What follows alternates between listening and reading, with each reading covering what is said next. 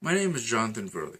My student number is 100368236, and I will be examining two games today: Gloom and Geistblitz.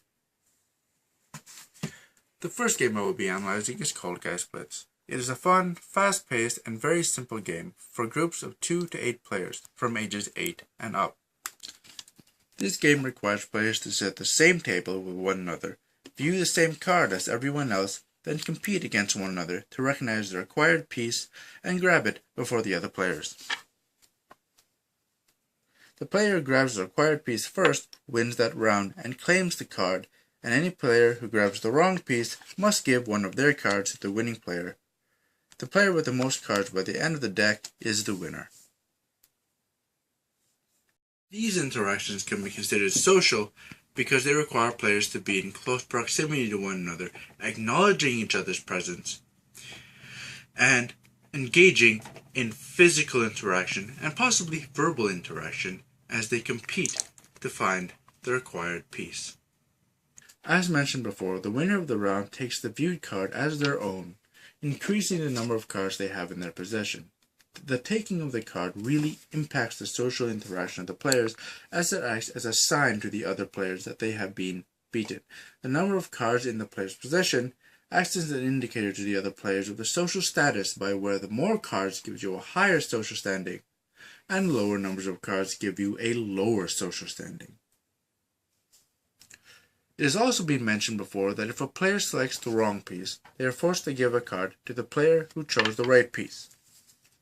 This strongly affects the social interaction between the player, as the giving of the card really emphasizes the losing player's mistake, making the loss even worse and lowering their social standing, while making the winning of the winning player better, as they are obtaining more cards and increasing their social standing.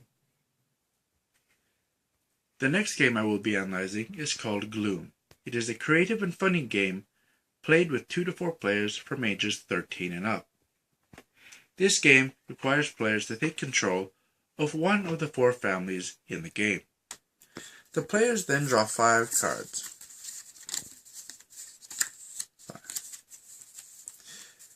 These cards can be played on the player's own cards or on the cards of their opponent. These cards possess certain effects, but the most common is whether they make the character they are played on more happier or more depressed. You see, the point of the game is to make your family the most miserable family they can be before killing them off. The more depressed a family member is before they die, the more points that player gains.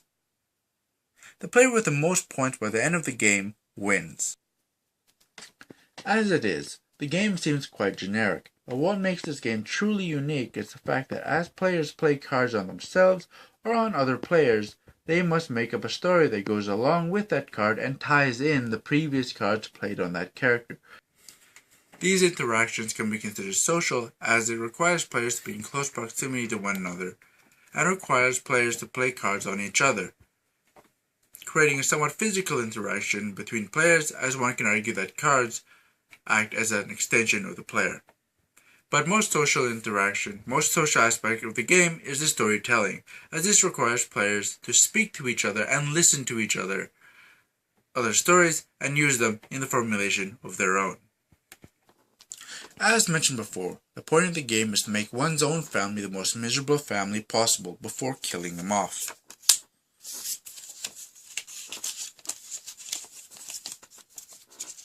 The more miserable they are when they are killed, the more points the player obtains. This is heavily tied to the social interaction of the game, because in order to build up points on a character, cards must be played on them, which involves storytelling. This truly enhances the game, as the accumulation of points gives meaning or value to the storytelling aspect of the game. Players would be less inclined to tell stories if they didn't have to. The accumulation of resources within the game allows the player to gain social status within the game, as the player with the most points on their characters is considered to be winning, but it also indicates who must be brought down first and foremost, as players also possess cards that can take away points, so it may be true that the player with the most points in the game has the highest social standing. It also makes them the prime target of every other player. This concludes my analysis of both Geist Blitz and Gloom. Thank you.